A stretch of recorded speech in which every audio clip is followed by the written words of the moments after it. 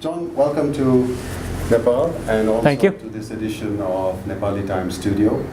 Let me begin by asking you what changes you've seen recently since you were here in '97, both in Lamjung, Annapurna, as well as Kathmandu.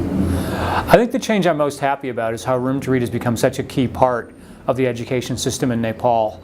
You know, it started with one little library in Bahundanda, Nepal in 1999, has now spread across Nepal. We have opened over 5,000 school libraries in Nepal alone.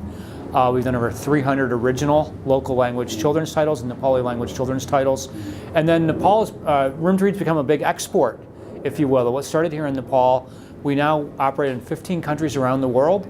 Over 20,000 libraries now, over 56,000 young women and girls benefiting from our girls' education program, over 20 million books put in the hands of kids.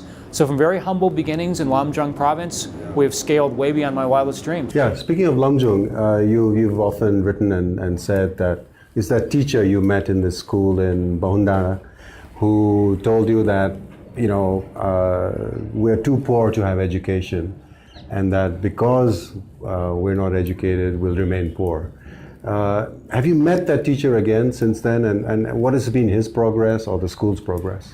I have. I've been back to Bahundanda. I'm very happy that because the library is so well run, they saw a huge uptick in the enrollment rates.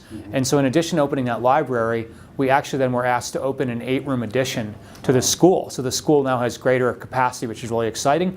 And my wife and I are personally funding, actually one of the young women I met when I was last in Bahundanda wanted to go to nursing school in India. Wow. And so as a surprise gift in honor of my parents, my wife and I are now funding a nursing scholarship for her. So it's been very exciting for us, and it's always fun for me to come back to Nepal because I see how our local team is working closely with the education ministry to be able to scale the program, not only in terms of the quantity of what we do, but also the quality. You see children reading very quickly by the end of grade 2. You see book checkout levels going higher and higher. You see more and more young women who are finishing the program with Room to Read who are going on to university and tertiary education. Yeah. So, I mean, is that do you think books are really the priority? I mean, looking at the condition of our schools, the classrooms, no desks, we don't even have textbooks. So, I mean, when you talk about non-textbook books, it does seem, do people tell you that this is not the priority for us? No, not at all, because when we work in a school, we try to make sure that all the conditions are there for children to be successful. Now, quite often, though, we tell the government we need your help in doing that. So Room to Read can put in the literacy program and the books in the library, and that's important because literacy is a cornerstone of education. You worked for Microsoft before, and you know the whole world's going digital and all that, and reading habits are falling around the world. So how do books compete with the digital world? Well, the good news from Room to Read is that our reading habits are not going away. Our children are reading more books. They're reading more books more quickly, more passionately. If any of your viewers want to go to roomtoread.org, they can see those impact metrics.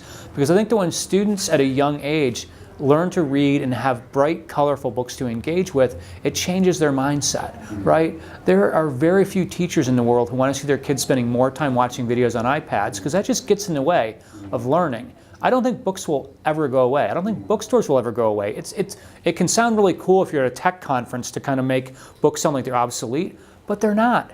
Books will always be with us, and Room to Read will always, always, always embrace the idea that a child with a book has that opportunity for their brain to get lost in a world that's different from theirs. I'm super proud of the fact that we've put 20 million books now in the hands of kids. But you work all over the world, Laos, Tanzania, Nepal, Indonesia, as you said. How about America? I mean, reading habits are falling there too. You know, I mean, what about your own country?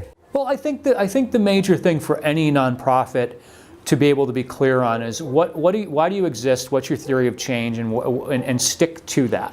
Our belief has always been you got to go to places where kids who have otherwise lost the lottery of life don't have a chance to gain even basic literacy, where you bring in a small amount of resources and it makes a big impact. So for us, for example, we can produce a local language children's book for as little as 80 or 90 rupees. A little bit of money goes a long way, and our girls' education program worldwide, with over 56,000 girls and young women affected by the program, our cost per girl scholar is $300 per girl per year.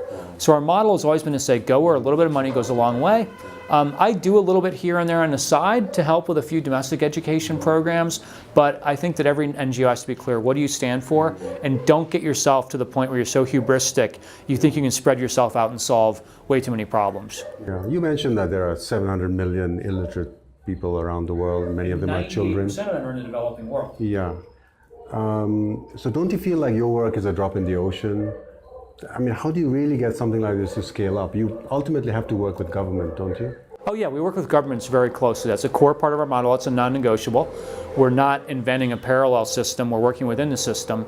But from humble beginnings, starting in Lamjung province, Room to Read has now impacted over 12.4 million students. So that's a lot of drops in the ocean. In Nepal. Across over 2 million in Nepal alone. Well over 2.5 million in India, over 1 million in Sri Lanka, over 1 million in Cambodia. We're on track to reach at least 15 million students by 2020. So it's still, compared to the 770 million who are illiterate, it's still a relatively small number, and that's one thing that keeps driving us, is to say stay humble, stay hungry, don't ever be complacent, don't ever be satisfied. But that being said, there's 12.4 million kids in the world today who have a better shot at the future than they would have had I never met Pasupati Niyapani and the headmaster in Bahundanda. What's his name, is it? Pasupati Niyapani. Yeah. He was the district resource officer for Lamjung province, and when I first met him at a little bati, he told me, he said, I'm the district resource officer for the education department, but I have no resources. And then I think he saw it in me, the fact that maybe I could help him get some resources. You work with our government, with the Nepal government, and you're in Nepal now. What would be your message to Nepal's rulers? Well, we're really proud of our partnership with the Ministry of Education. We're very proud to be part of the early grade reader program, where the Nepalese government is working with us to take 78 of our local language titles that we produced and actually produce millions of copies of them through a USAID partnership and scale that so there'll be millions of additional books in the hands of kids. So that's something we're very, very proud of. The one thing I'd say probably that I would recommend we do a little bit better, and I consider myself kind of an honorary citizen of Nepal, we got to fix the roads, we got to fix the infrastructure. It is such, it's shocking to me to think about how much productivity is lost. Well, we're working on it. Thank you very much, John Woods. Thank you. Yeah.